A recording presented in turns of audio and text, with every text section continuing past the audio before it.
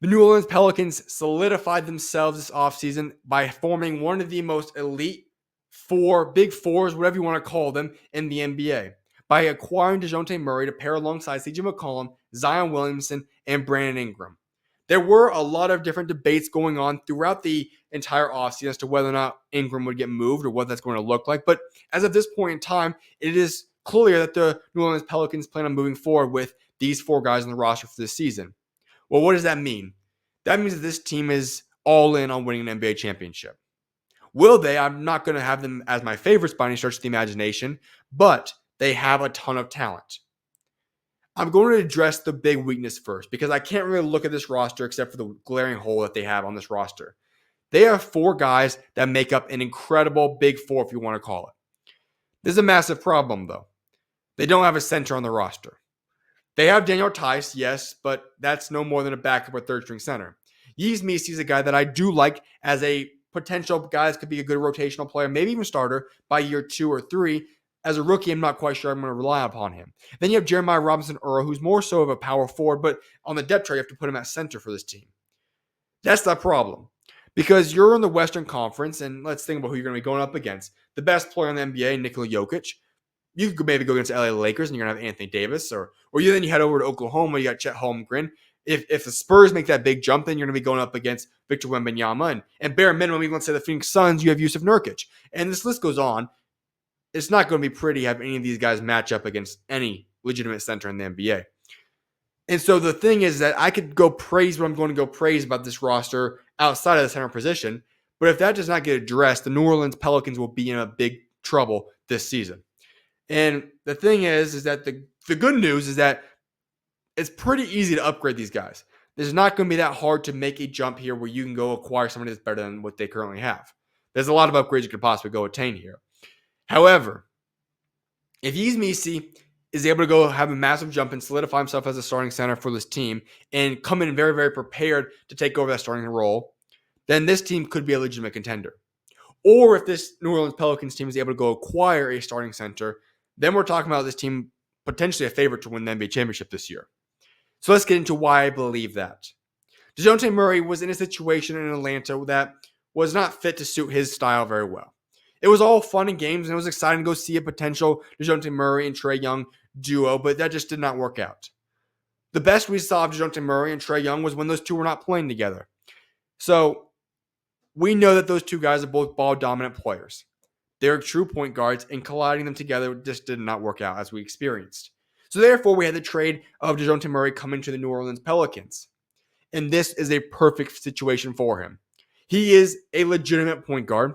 He is going to be the one and can facilitate and have the ball in his hands. CJ McCollum gets to move back to shooting guard, which he was been accustomed to for the vast majority of his basketball career. Those two will now form a very solid backcourt. Not an elite, I wouldn't say. There's obviously guys that you would take over them, like Luka and Kyrie and those type of backcourts. But I'm not going to complain about DeJounte Murray and CJ McCollum. That's obviously a top 5-7 backcourt in the NBA. And I think DeJounte Murray is going to be primed for a massive season this year. We saw what he was able to do when Trae Young was out last season. Looked very good. Looked a lot more like a San Antonio Spurs self. But I think him coming to New Orleans, having the opportunity for an expanded role, and playing alongside McCollum, Ingram, Zion, and company will allow it to open up the court for himself and play an extremely high level. But then let's go to the front court. Well, outside of center, obviously, Zion Williamson and Brandon Ingram. At last, we got to experience a healthy Zion Williamson for the regular season last year. It all came crashing down when the postseason came, but Zion looks great. He looks in shape. And if Zion can play and remain healthy up into and through the postseason this year, that's going to be great news for the Pelicans. Brandon Ingram is able to be his typical rotational guys at number 2 or 3 option, and I think that's perfect for him. Because you have 4 guys now that's more than capable of scoring.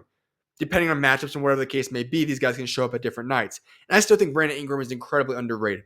I get why there's a lot of people that are not big fans of Brandon Ingram. I understand he underperforms a lot of the time at different situations when needed. But Brandon Ingram is still a very underrated bucket getter. He's still very, very good at getting the bucket.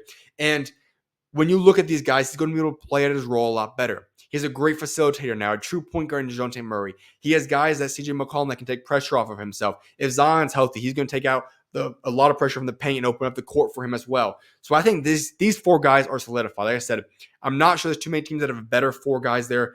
Sure, Boston, I'll give you them. A couple other teams potentially. But overall, those 4 guys are an incredible big 4, if you want to call it, to have. Let's go to the bench, though, because this is very enticing outside of center once again. Your bench group, and this is just as of this point in time, Jose Alvarado will be the backup to DeJounte Murray. An incredible backup point guard. One of the better top half, maybe top 10 backup point guards in the NBA. Then you have Jordan Hawkins. Jordan Hawkins is extremely underrated.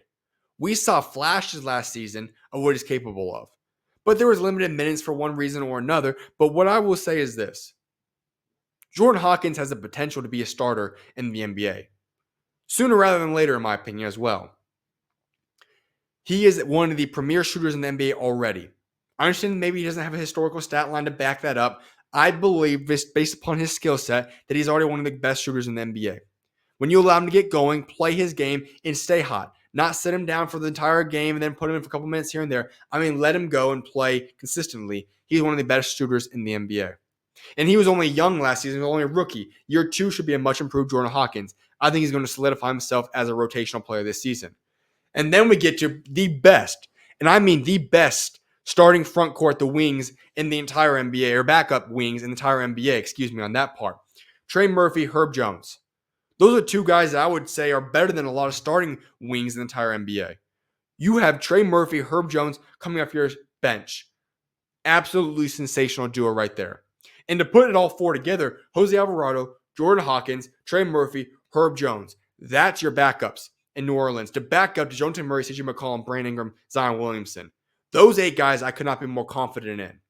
As I've alluded to, the big problem once again for the New Orleans Pelicans is that center.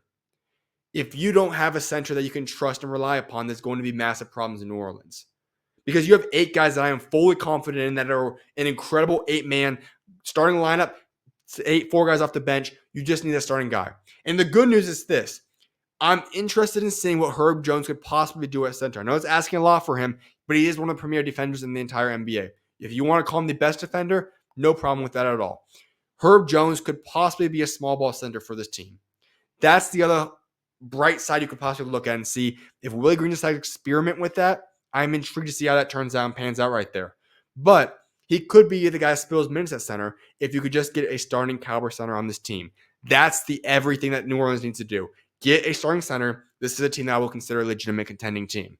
Then you go to your other depth pieces there for New Orleans. Antonio Reeves, a rookie they drafted this year. I do like him. I think he's got that we're going to see get some minutes here and there. And if Alvarado somebody gets hurt, would not be shocked to see him in the rotation and be able to shock a lot of people. Very under the radar pickup there. Javonte Green, I like that addition that they had as well. And then Carlo Makovic, he's another guy that's going to be a solid back of the bench piece as well. The 3 2-way spots are all signed and filled in as of now. Jamal Cain, Malcolm Hill, and Trey Jemison. Here's what I do want to address about this team that we're going to see in training camp. They have 1 roster spot currently open. They have 14 guys on the roster. 1 spot is open. Now, they have a guy on a non-guaranteed deal, Matt Ryan. Would not be shocked to see him get promoted. He's a guy that can space the floor, catch and shoot. He already has been a part of this team in the locker room now for about a year or so. I like what he brings to this team. Would not be shocked to see this go and promote him to the standard contract and make him the 15th man on this roster. Would not be shocked to see that as well. But the biggest thing, once again, is that they're going to have to find a way to attain and acquire a center. If that is via trade or whatever the case may be, and that's why they keep that spot open, all for that because that's the biggest need. They need a center. I can't stress this enough. They need a center, and this team could be a legitimate contending roster. Obviously, they're going all in. This team cannot be sustained for a long time because of the new tax payments and everything along those lines. So we're going to have to see this team go all in this year because I don't know if Brandon Ingram will be back the following year. If they can once again acquire a center, this team is a legitimate NBA contender. We're going to have to see what they do. Like I said, obviously, Misi's a guy that you could look to as well. But ultimately, this is a team that's going to be a playoff team as of now. Could win a playoff series, maybe even. But if they acquire a center, this is a team that we could see turn the tables and legitimately win an NBA championship this year.